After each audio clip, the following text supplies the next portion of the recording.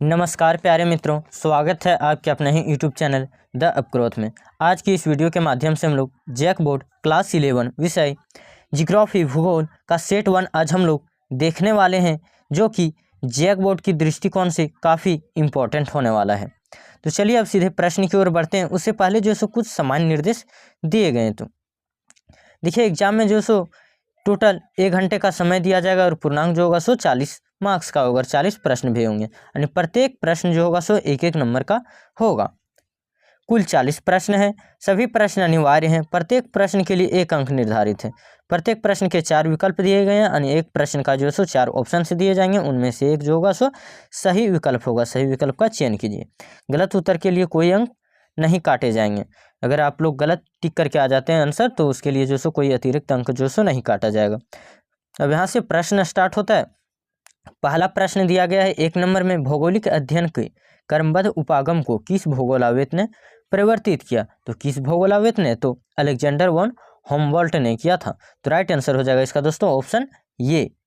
अगला प्रश्न फिर क्वेश्चन नंबर 2 में पूछा जा रहा है, निम्नलिखित में से कौन सा विषय कालिक संश्लेषण करता है? तो कालिक संश्लेषण जो है सो इतिहास करता है। तो राइट आंसर ऑप्शन बी। अगला प्रश्न क्वेश्चन नंबर 3, पृथ्वी व सूर्य की औसत दूरी कितनी है? तो पृथ्वी व सूर्य की औसत दूरी जो है सो 14,95,98,000 है। तो राइट आंसर ऑप्शन ये। अगला प्रश्न है फिर क्वेश्चन नंबर 4 में, निम्न में से कौन सा तत्व वर्तमान वायुमंडल के निर्माण व संशोधन में सहायक नहीं है? तो कौन सा जो है सो निर्माण व संशोधन में जो है सो सहायक नहीं है? तो गैस उत्सर्जन। तो राइट आंसर ऑप्शन बी, गैस उत्सर्जन। अगला प्रश्न फिर क्वेश्चन नंबर 5 में, दक्षिणी अफ्रीका में सोने की खानें कितनी गहरी है? सोने की खानें जो है सो कितनी गहरी है? तो 5 का राइट आंसर हो जाएगा दोस्तों ऑप्शन बी, 3 से 4 किलोमीटर जो है सो गहरा है। अगला प्रश्न फिर क्वेश्चन नंबर 6 में, गुरुत्वाकर्षण बल ध्रुवों पर अधिक और भूमध्य रेखा पर जो है सो कम होता है। तो क्यों होता है कम? तो पृथ्वी के घूर्णन के कारण जो होता है सो कम होता है। तो राइट आंसर ऑप्शन ये, पृथ्वी के घूर्णन के कारण।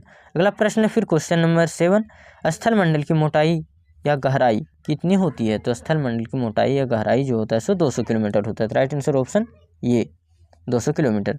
अगला प्रश्न है क्वेश्चन नंबर 8, भूगर्भ में ध्वनि तरंग के समान चलने वाली तरंग क्या कहलाती है? तो क्या कहलाती है? प्राथमिक तरंग कहलाती है। तो राइट आंसर ऑप्शन ये। ऐसे ही वीडियो रोजाना पाने के लिए वीडियो को लाइक करें और अधिक से अधिक अपने दोस्तों के पास शेयर करें। अगला प्रश्न फिर क्वेश्चन नंबर 9 में पूछा जा रहा है, रिक्टर स्केल से क्या मापा जाता है? तो रिक्टर स्केल से क्या मापा जाता है? आप लोग जो है सो 8-9 से ही पढ़ते आ रहे हैं। तो भूकंप की तीव्रता मापा जाता है। तो राइट आंसर ऑप्शन बी, भूकंप की तीव्रता, बी, भूकंप की तीव्रता। अगला प्रश्न क्वेश्चन नंबर 10, महाद्वीपीय विस्थापन सिद्धांत सन 1912 में किसने प्रस्तावित किया? तो किसने जो है प्रस्तावित किया? तो 10 का राइट आंसर हो जाएगा ऑप्शन ये, अल्फ्रेड वेगनर ने। अगला प्रश्न है फिर क्वेश्चन नंबर 11 में, टी लाइट किस प्रकार का चट्टान है? तो टी लाइट जो है किस प्रकार का चट्टान? तो अवसादी चट्टान। तो राइट आंसर ऑप्शन ये, अवसादी चट्टान। अगला प्रश्न है फिर क्वेश्चन नंबर 12, सागरीय अर्ध स्थल विस्तार की परिकल्पना किसने प्रस्तुत की? तो किसने प्रस्तुत की है दोस्तों? तो अल्फ्रेड वेगनर ने किया। तो right answer option B, Alfred Wegener. अगला प्रश्न है फिर क्वेश्चन नंबर 13, पोलर फ्लेइंग बल निम्नलिखित में से किससे संबंधित है? पोलर फ्लेइंग बल जो है निम्नलिखित में से किससे संबंधित है? ऑप्शन ए में दिया गया, पृथ्वी का परिक्रमण, बी, पृथ्वी का घूर्णन, सी, गुरुत्वाकर्षण, डी, ज्वारीय बल। तो किससे संबंधित है? तो पृथ्वी के घूर्णन से। राइट आंसर ऑप्शन बी, पृथ्वी के घूर्णन। अगला प्रश्न फिर क्वेश्चन नंबर 14, निम्नलिखित में से कौन सा एक अनुक्रमिक प्रक्रिया है? तो कौन सा जो अनुक्रमिक प्रक्रिया? निक्षेप, ज्वालामुखीयता, पटल विरूपणी, अपर्दन, कौन सा है? तो राइट आंसर ऑप्शन सी, पटल विरूपणी।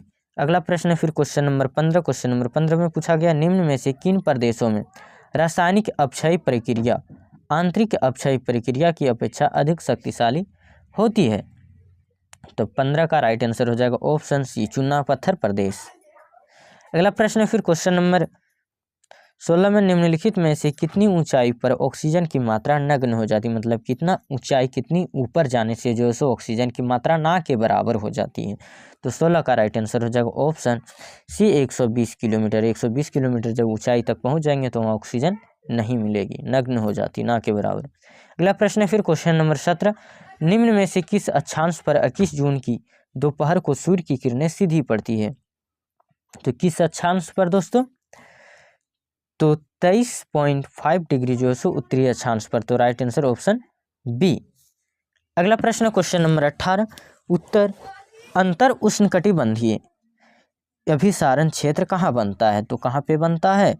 अंतर उष्णकटिबंधीय अभिसारण क्षेत्र जो है सो कहाँ पे बनता है? तो 30 डिग्री उत्तरी अक्षांश से 30 डिग्री दक्षिणी अक्षांश के मध्य। तो राइट आंसर ऑप्शन बी। ठीक है फ्रेंड्स, अगले प्रश्न की ओर बढ़ते हैं। क्वेश्चन नंबर 19, समुद्र तल पर वायु दाब कितना होता है? तो समुद्र तल पर जो है सो वायु दाब कितना होता है? तो 1013.25 मिलीबार होता है। राइट आंसर ऑप्शन ये। अगला प्रश्न है क्वेश्चन नंबर 20 में, उष्णकटिबंधीय चक्रवात को ऑस्ट्रेलिया में किस नाम से जाना जाता है? ऑस्ट्रेलिया में जो सो किस नाम से जाना जाता है? तो 20 का सी, विली विलीज। 20 का सी, विली विलीज। अगला प्रश्न है क्वेश्चन नंबर 21, निम्नलिखित प्रकार के बादलों में से आकाश में सबसे ऊंचा बादल कौन सा है? तो आकाश में सबसे ऊंचा बादल पचाव मेघ होता है। राइट आंसर ऑप्शन ये, पचाव मेघ। अगला प्रश्न है फिर क्वेश्चन नंबर 22, पृथ्वी के धरातल के निकट वायु का औसत वार्षिक तापमान कितना होता है? तो औसत वार्षिक तापमान जो होता है सो कितना होता है दोस्तों?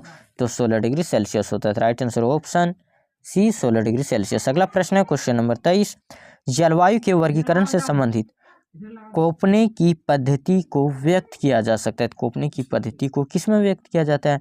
अनुपयुक्त, व्यवस्थित, जानकीय, अनुभाविक। तो इसका राइट आंसर ऑप्शन डी, अनुभाविक। अगला प्रश्न है फिर क्वेश्चन नंबर 24, सामान्यतः खुले महासागर की लवणता कितनी होती है? सामान्यतः खुले महासागर की जो होती है सो लवणता कितनी होती है? तो 24 का राइट आंसर ऑप्शन ए, 33 से 37%। तो राइट आंसर ऑप्शन ये 33 से 37%। अगला प्रश्न क्वेश्चन नंबर 25, निम्न में से कौन सा सबसे छोटा महासागर? तो सबसे छोटा महासागर कौन सा है? तो आर्कटिक महासागर सबसे छोटा पूछा जाए तो आर्कटिक महासागर, बड़ा पूछा जाए तो प्रशांत महासागर। अगला प्रश्न है क्वेश्चन नंबर 26, फंडी की खाड़ी कहाँ स्थित है? तो फंडी की खाड़ी जो होता है सो कहाँ स्थित होता है? तो कनाडा में। तो राइट आंसर ऑप्शन ये, कनाडा। अगला प्रश्न है क्वेश्चन नंबर 27, पृथ्वी पर अपसौर की घटना कब होती है? पृथ्वी पर जो होता है सो अपसौर की घटना कब होती है? तो 27 का राइट आंसर ऑप्शन बी, 4 जुलाई को। अगला प्रश्न है फिर क्वेश्चन नंबर 28, मानव अनुवांशिक रूप से किस प्रजाति से संबंधित है? मानव जो होता है सो अनुवांशिक रूप से जो सो किस प्रजाति से आया? तो राइट आंसर ऑप्शन बी, होमो सेपियंस से। अगला प्रश्न है क्वेश्चन नंबर 29, भारत की उत्तर से दक्षिण इसकी वास्तविक दूरी कितनी है? उत्तर से जो है सो दक्षिण के बीच की वास्तविक दूरी जो है सो कितना है? तो राइट आंसर हो जाएगा ऑप्शन बी, 3214 किलोमीटर। अगला प्रश्न है फिर क्वेश्चन नंबर 30 में, वर्तमान अनुमान के अनुसार पृथ्वी की आयु लगभग कितनी? तो पृथ्वी की आयु लगभग 46 करोड़ है। तो right answer option B, 46 crore. अगला प्रश्न है क्वेश्चन नंबर 31, सिंधु गंगा ब्रह्मपुत्र के मैदानों में जलोढ़ की औसत गहराई कितनी है? तो औसत गहराई जो है सो कितना है दोस्तों? तो 1000 से 2000 मीटर। तो राइट आंसर ऑप्शन बी, 1000 से 2000 के आसपास जो है सो गहराई है। अगला प्रश्न है क्वेश्चन नंबर 32 का राइट आंसर 32 का क्वेश्चन है, अंडमान और निकोबार को कौन सा जल क्षेत्र अलग करता है? अंडमान और निकोबार को कौन सा जल क्षेत्र जो सो अलग करता है? 32 का राइट आंसर ऑप्शन ये, 11 डिग्री चैनल। अगला प्रश्न है क्वेश्चन नंबर 33, निम्नलिखित में से कौन सा अलकनंदा व भागीरथी का संगम स्थल है? अलकनंदा व जो है सो भागीरथी का संगम स्थल है। तो 33 का right answer option D, Devprayag जो है सो अलकनंदा व भागीरथी का संगम स्थल है। दोनों जो है सो देवप्रयाग में जाके मिलता है। अगला प्रश्न है फिर क्वेश्चन नंबर 34, जाड़े के आरंभ में तमिलनाडु के तटीय प्रदेशों में वर्षा किस कारण होती है? तो किस कारण से जो होता है सो तमिलनाडु और तटीय प्रदेशों में वर्षा होती है? तो 34 का राइट आंसर ऑप्शन ये, दक्षिण पश्चिमी मानसून के कारण। अगला प्रश्न क्वेश्चन नंबर 35, नंदा देवी जीव मंडल निचय निम्नलिखित में से किस प्रांत में स्थित है? तो किस प्रांत में स्थित है? 35 का right answer option B, Uttarakhand में।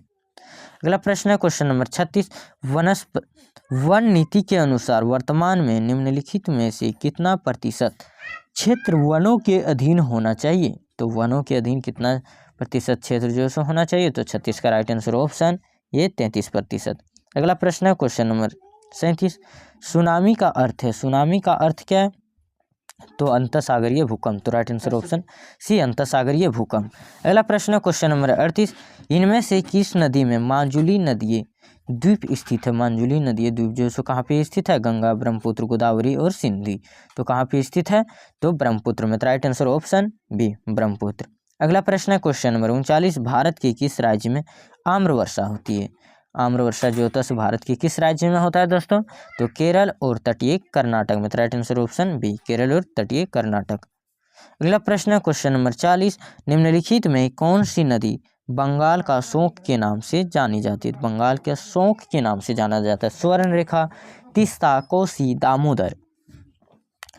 तो 40 का राइट आंसर हो जाएगा दोस्तों ऑप्शन डी दामोदर।